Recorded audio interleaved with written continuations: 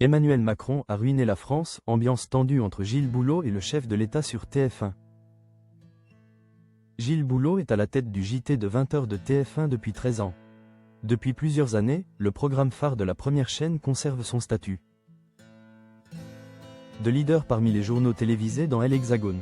Depuis qu'il officie à ce poste, le journaliste emblématique attire près de 30% du public.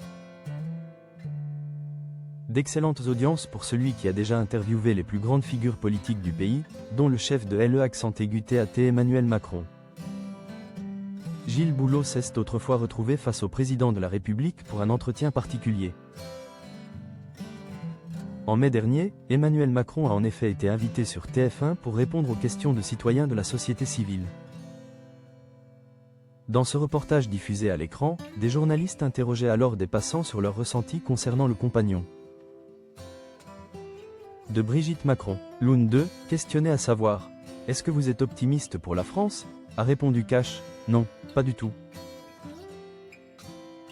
Et de poursuivre sans langue de bois, avec un président qui veut pratiquement nous envoyer en guerre. Une réplique qui ravive le débat sur le déploiement de forces militaires françaises en Ukraine. Emmanuel Macron a été confronté à des avis tout autant tranchés lors de ce micro-trottoir. Les réponses des uns et des autres sont tout autant virulentes. À son égard, qu'est-ce qui a été amélioré à part nous prendre du pognon? Il a ruiné la France, c'est un président qui a du mépris. Déplore les passants qui pointent du doigt une malgérance du chef de l'E-TAT. Gêné par la véracité ses propos crus, Gilles Boulot a déclaré « C'est rude, j'en conviens ». Emmanuel Macron a quant à lui réagi avec un brin d'humour. Sourire aux lèvres. « Bonjour, merci beaucoup de cet accueil chaleureux. » Voilà un moment que la France semble s'enfoncer dans une crise politique profonde. Les choses se sont envenimées avec